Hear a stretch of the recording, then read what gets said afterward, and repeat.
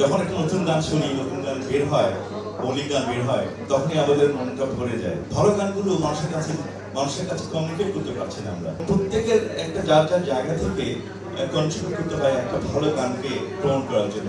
একটা গান কিন্তু একটা গল্প। আমরা হয়তো 5 মিনিট একটা গান শুনি, 4 মিনিট একটা গান শুনি, এর পেছনে কত সময়, কত শ্রম বের হয়, উন্মুখ হয়ে বসে থাকি কখন একটা ভালো মৌলিক গান বের হবে। আমি এখানে এসে মনটা ভালো হয়ে গেল আসলে, কারণ এত সুন্দর একটা আয়োজন। সবচেয়ে বড় কথা হচ্ছে একটা নতুন বাংলা গান, নতুন মৌলিক গান, এটাই আমার কাছে খুব ভালো লাগে। কারণ যখন একটা নতুন গান শুনি, নতুন গান বের হয়, মৌলিক গান বের হয়, তখনই আমাদের মনটা ভরে যায়। কারণ আসলে যেটা বলার জন্য আমি উন্মুখ হয়ে আছি সেটা হচ্ছে, অলরেডি আমার মামা নীলুমিন্দা মামা বলে ফেলেছেন যে মৌলিক গান ছাড়া আসলে কোনো শিল্পীর সক্রিয়তা প্রচার পায় না, প্রকাশ পায় না, এবং সেটা খুবই দরকার।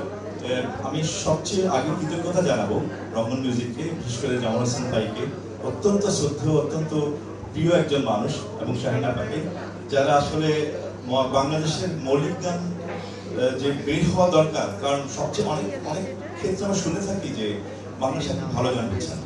আমি টোটালি এটা ডিসএগ্রি করি, কারণ বাংলাদেশে ভালো গান অবশ্যই হচ্ছে, কিন্তু সমস্যাটা হচ্ছে মানুষের কাছে পৌঁছাচ্ছে না। ভালো গানগুলো মানুষের কাছে কমিউনিকেট করতে পারছি না আমরা। সেখানেই আসলে রঙ্গন মিউজিকের মতো যারা এগিয়ে আসবেন, আমার মনে হয় এটা খুবই দরকার আমাদের দেশের বাংলাদেশের কনটেক্সটে।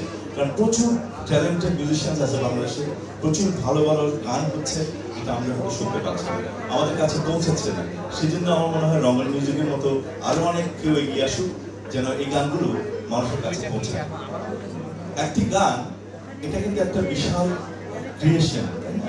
একটা গান যখন রচিত হয়, গীতি কবি থেকে শুরু করে একেবারে সাউন্ড ইঞ্জিনিয়ার পর্যন্ত এবং ভিডিও মেকার পর্যন্ত সবার কিন্তু কন্ট্রিবিউশন সমান, এবং প্রত্যেকের একটা যার যার জায়গা থেকে কন্ট্রিবিউট করতে হয় একটা ভালো গানকে প্রমোট করার জন্য। কারণ আলটিমেটলি গানটা তো মানুষের কাছে পৌঁছাতে হবে, শুনতে হবে বা দেখতে হবে, যেটাই হোক। তো সেই জন্য আমি বলবো যে প্রত্যেকটা অ্যাঙ্গেলে আমাদের কন্ট্রিবিউট করার ব্যাপার আছে, ক্রিয়েটিভিটি শো করার ব্যাপার আছে। একদম গান লেখা থেকে শুরু করে গান শুরু করা, গান গাওয়া, গান রেকর্ড করা, গান প্রচার করা, সবকিছু নিয়ে। কাজেই আমি বলি, সবসময় বলে থাকি, একটা গান কিন্তু একটা গল্প। আসলে যখন একজন কবি গান লিখেন, উনি একটা থিম চিন্তা করে, একটা গল্প চিন্তা করে গানটা লিখেন।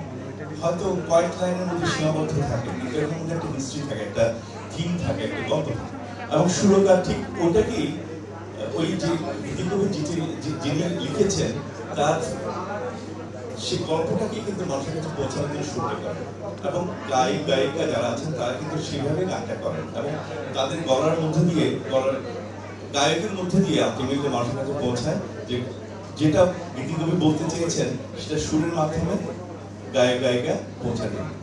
সো এই টোটাল ক্রিয়েশনটা কিন্তু আমরা হয়তো 5 মিনিট একটা গান শুনি, 4 মিনিট একটা গান শুনি, এর পেছনে কত সময়, কত শ্রম বের হয় আমরা জানি না অনেকে।